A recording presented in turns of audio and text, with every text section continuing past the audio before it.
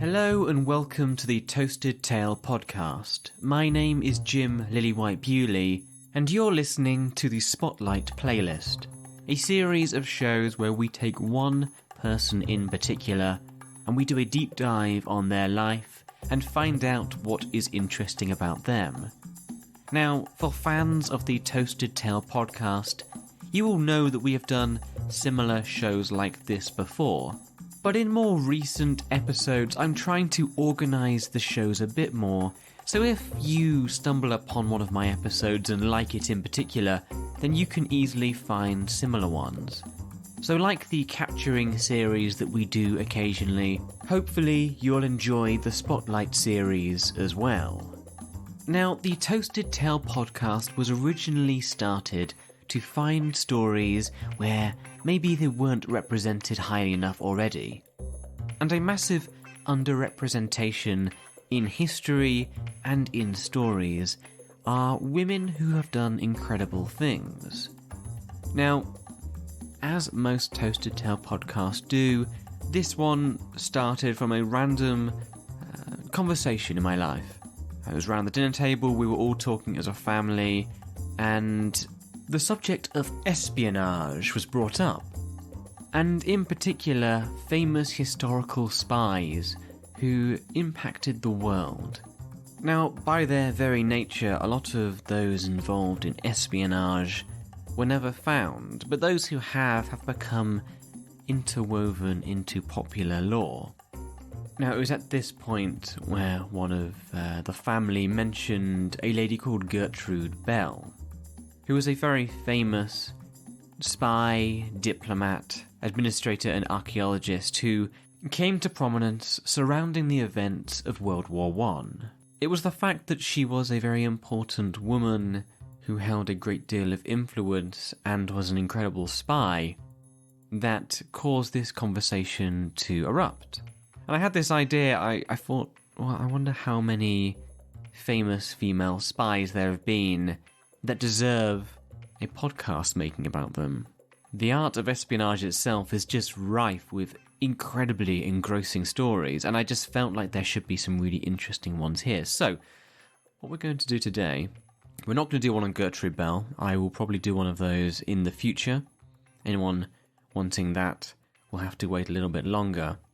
But what I'm going to do is I'm going to go back quite far to the English Civil War, where we have one Jane Whorwood, the Royalist Spy.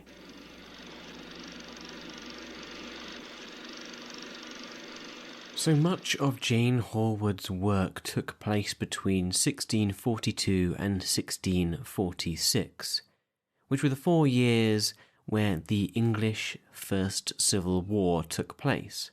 Let's go back a little bit before, however, to her early life to understand her motivations and where she got to the position of secret agent. Growing up in London near Charing Cross, she was the daughter of a German-born Scot, a man named William Ryder, and her mother was a lady named Elizabeth de Busset from Antwerp. Now, these were two people of high standing. Her father, William, was the principal harbinger of 7 overseers at the Royal Mews for King James, and this was a responsibility to arrange all royal travel arrangements. And her mother was a lavender or a laundress to the Queen Anne of Denmark. So they already had quite a high position in society. William unfortunately died in 1617, and 2 years later, Elizabeth, the mother of Jane, remarried a man named James Maxwell, a groom to the bedchamber of Princes Henry and Charles. Maxwell's influence increased year on year, becoming the Garter Usher in 1621 and then the Black Rod in 1622. He became a wealthy man, accruing land and property and forming monopolies on trade and tax exemptions within the country. Between the years of 1628 and 1640, James Maxwell propelled his family into prominence, becoming one of the king's principal money raisers. This was an incredibly important role, and helped the royal family exert control over their domain, raising funds where needed, often requiring him to be in court. And it was in these halls where Jane got her real education. She witnessed her stepfather's skill as a hard and uncanny operator, navigating dangerous political waters at court and parliament, but still ending up coming on top and elevating himself in the process. Having this man as a role model, whilst Jane had a private tutor to improve her letters and was able to write in an educated and courtly style, she was able to become so at ease among the great and powerful that would really show in the coming years as her prestige and power would increase. It's unfortunate that we don't have any portraits or images of Jane Whorwood. What we do have are two descriptions that I'd like to give you. Both are a little bit different, but may give you an idea of what she looked like. So firstly, we have a description in a report to the Derby House Committee in 1648, which described her as, quote, a tall, well-languaged gentlewoman, with a round visage, and with pock-holes in her face, end quote. It's not the most complimentary one, but we have another which is a little bit nicer, quote, she is a pretty one, but for her deep, red-coloured hair, such a pretty, witty lass. With such a brave house and state as she might induce a young fellow to think her very beautiful. End quote. Jane had a marriage arranged for her by her stepfather in 1634 to the 4 years younger Brome Whorwood. He who was the heir to the country estates at Sandwell Park, which is in West Bromwich, northwest of Birmingham, and Holton Park near Oxford. This was a bit of a conservative backwater, so you can imagine that Jane clashed with her new family, being the strong and confident woman she was. She had 4 children, 3 of whom died, and 1 who eventually lived to adulthood. But what I'm more interested in here is when tensions started to rise across the country. In the 1630s, there were rumblings between the king and Parliament. James Maxwell, being the black rod for the royal family, was in the middle of this standoff. And when, in the summer of 1642, this tension escalated into war, the country was split in half.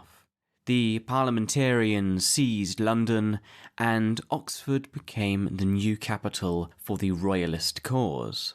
Even though Jane had been moved away from the capital and where the political firefighting was taking place, the king moving to Oxford brought her right back in contention, being very closely to Holton Park where she resided. It was here where she started working for the Crown and did her best work. There was a road connection between Oxford and London which crossed the River Thames at a place named Wheatley Bridge, about a mile from Holton Park, which made that location and by proxy Jane an important part of the Royalist network. One of the most important resources, as is today in war, are the finances. Can you and do you have enough money to maintain your armies and to also just continue on the fight, whether that is politically, militarily, or culturally? London was at this time, as it is now as well, the financial hub of the country. But as we mentioned earlier, the parliamentarians had seized London. So Jane Whorwood's real contribution at the beginning came as a connector between notable London wealthy merchants who supported the king. Notably Sir Paul Pindar, who helped to finance the Royalist cause. Jane was a key organiser and smuggler of this money, getting it to Oxford and to the king. We don't have records for every year, but we do have, for example, for 1644, where, alone in that year, Jane arranged the movement of at least £80,000, which in those times was an incredible amount of money. Just so you are aware, the buying power of £80,000 in 1644 alone is almost £10 million today. And this was in gold coin from the capital to Oxford, often cleverly concealed in soap barrels or other such like smuggled through the parliamentary checkpoints. This was 1 year, so you can only imagine that tens of millions in today's money was siphoned from these parliamentary rebels to her king. This financial support was undoubtedly vital to the cause, and probably allowed King Charles to maintain his war for many years beyond what he would have normally been able to. Regardless of this, after 3 years of experienced service, the king and the royalist cause failed when they surrendered in June 1646. The king at this point was in negotiations, technically out of power and trying to find a way back in. Jane's work did not stop, however. She pivoted with the changing circumstance. She started tracking the king's movements from Newcastle, then Northamptonshire, and then often returning to London, where she maintained a connection with London merchants loyal to the crown. She even continued to embezzle funds from Parliament, for example in May 1647, where she arranged for more gold to be sent to the king, who had at this time taken residence in Hampton Court. When I say taken residence, however, he was kind of a prisoner. The people in Parliament didn't want him escaping from under his nose to rise rebellion again. So he ended up moving to the Isle of Wight from Hampton Court, and then, after a few attempts to escape, and following a minor uprising in Newport, he was confined to Carisbrooke Castle. Once again, it was here where Jane enters the picture, arriving in Newport in December 1647, and being the head collaborator, among many others, to enact the king's escape from his prison.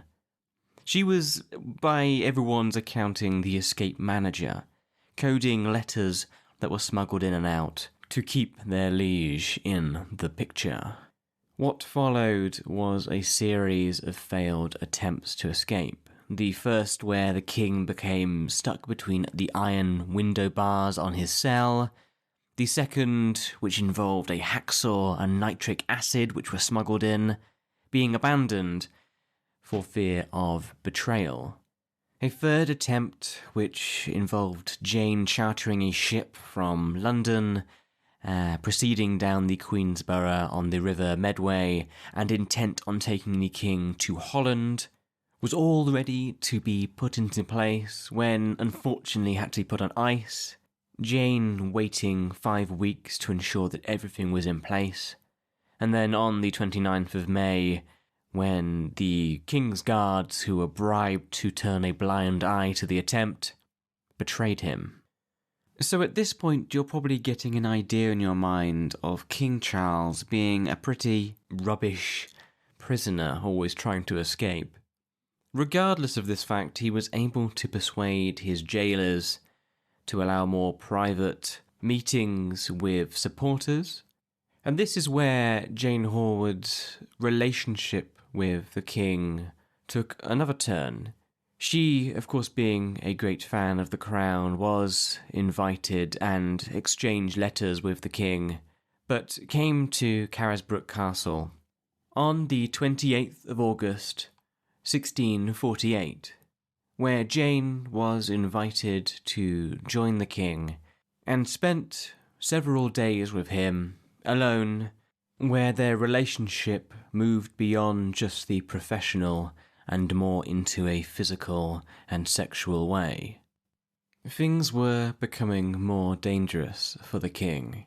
The parliamentary hardliners were not happy with accepting anything but their demands in the negotiations that were ongoing. The king had grown wary of escape attempts, maybe knowing now that they were impossible. On the 30th of January, 1649, after a brief trial and following all the efforts of his supporters, King Charles I was beheaded outside the banqueting house on Whitehall. It's unlikely that Jane's activities were ever fully known by Parliament. She did have a brief spell in prison when her embezzlement of parliamentary funds was discovered in 1651, but she was released once her mother repaid the money. Now, she had been for many years now focusing on the royal cause, and this, as you may imagine, strained many of her relationships, family-wise, friends.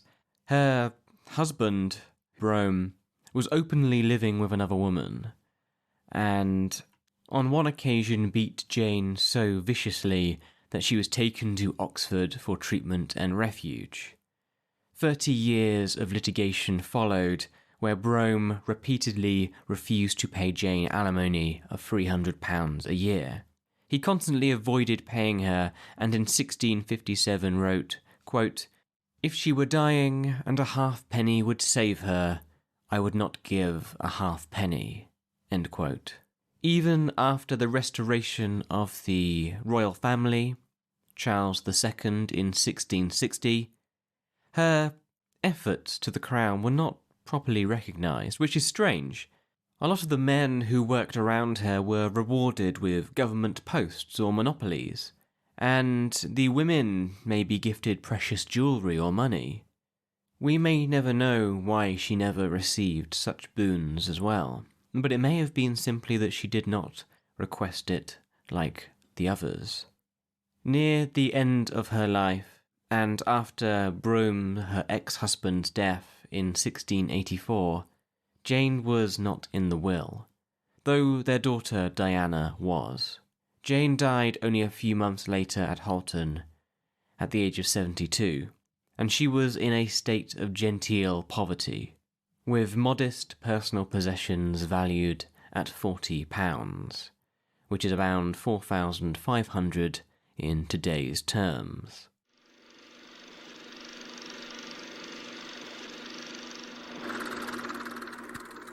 Thank you so much for tuning in to today's episode of the Toasted Tale podcast, a spotlight episode on Jane Whorwood, a woman who was a complex character at the time, when families were split by politics, religion, and civil war. Her confident character and secret activities affected her family, her country, and the history of the British royal family. She was devoted to her cause, and faced constant danger in her service. A meticulous planner, and a successful gold runner that often was breathtaking in its scope. She was a major contributor to the Royalist war effort, and deserved more recognition than she got. William Seymour, Jane's brother-in-law, wrote, quote, "Had the rest done their parts as carefully as Whorwood, the king would have been at large." End quote. If you enjoyed listening to today's episode of the Toasted Tale podcast, then please consider subscribing or following the show. You can also follow me on social media on Facebook and Twitter at Podcast Tale. And if you want to support the show monetarily, then I have a Patreon, the link to which will be in the description below. You can get lots of benefits as a Toasted Tale listener, and it helps me out greatly. Thank you for everyone in advance. I look forward to speaking to you all again soon for another Toasted Tale by the fireside.